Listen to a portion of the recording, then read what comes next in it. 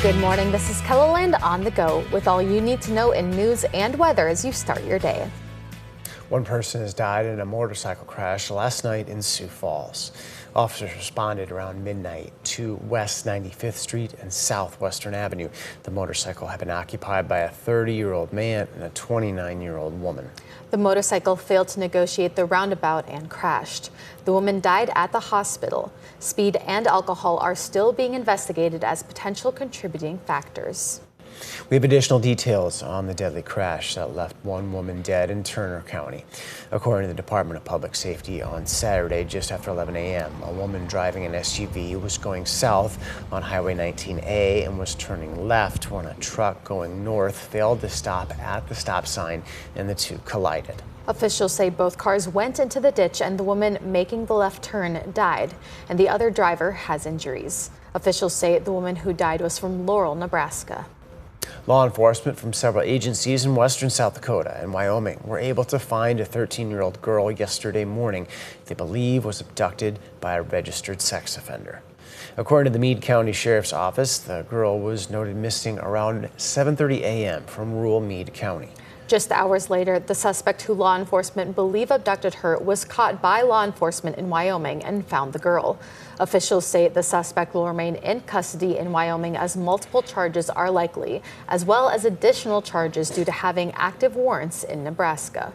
In a press release, Meade County Sheriff Pat West says, quote, saving a young child from a wanted predator is a win for us today. While South Dakota Attorney General Marty Jackley says, quote, when a child goes missing and the evidence is clear they have been abducted, we will do everything to find that child and bring them home safely. Now let's get a check of our weather with meteorologist Scott Munt. Scott? All right, good morning, everybody.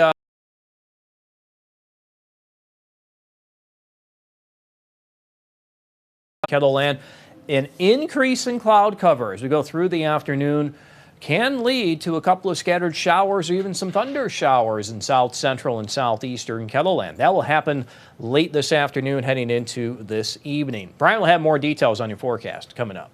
Thank you, Scott.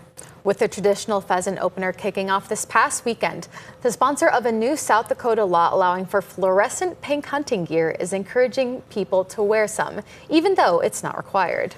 Republican State Representative Jessica Baumüller tells KELOLAND News she brought the bill before the legislature because studies show that pink is brighter and stands out more since it's not a natural color during fall months.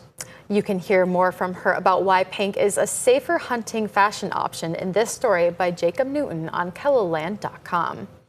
There was a pop-up boutique inside the Avera McKenna Hospital yesterday afternoon.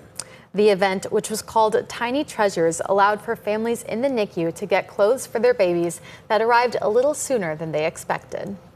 We have all new clothes, new blankies, new toys that have been donated by Avera staff, people that we know in our lives, former families, just lots of donations.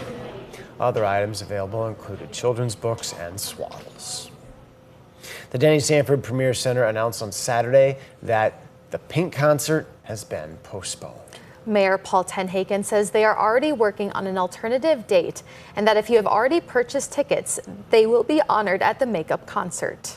If the rescheduled date does not work for some reason, you can get your money back for the tickets or find another alternative way to utilize those tickets. But our hope is that most people will be able to reutilize them on the date that we rebook it for.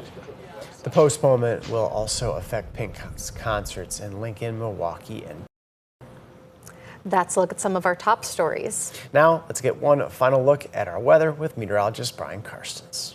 All right, our weather update today. Well, we get to watch the radar, see if we catch some rain showers. The chances there, most of this is going to work its way up from Nebraska, so whatever we can cobble up here, we'll at least have something to keep an eye on. We'll put it that way. Temperatures at midday warming up, mid-70s, even with these clouds streaming in.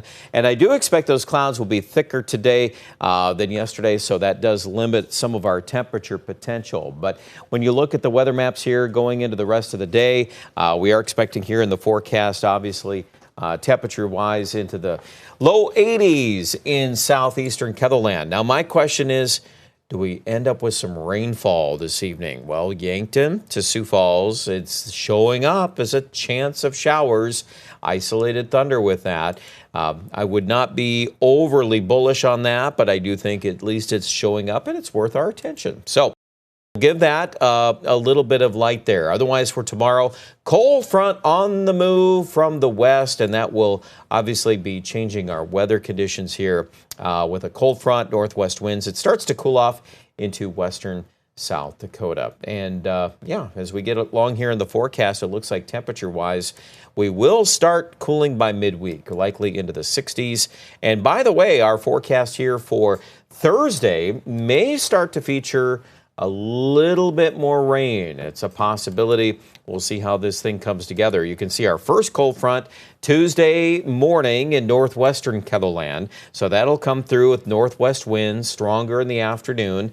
Then high pressure on Wednesday. That'll settle the wind down. It'll be a nice autumn day there on Wednesday. And then Thursday, there's that next low.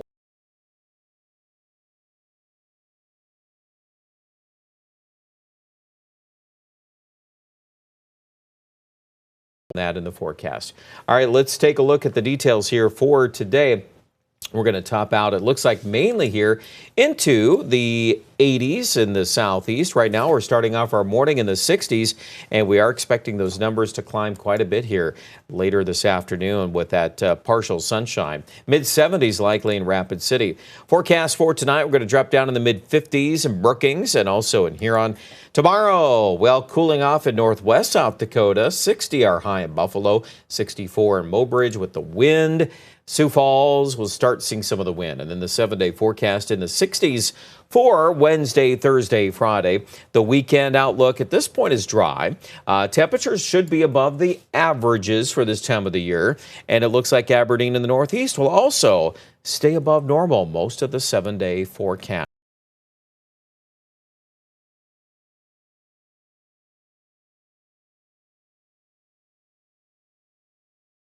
Back into the 60s, which is, by the way, still clearly above normal, isn't it, for this time of the year? Check out more details. They're available online right now at KELOLAND.com.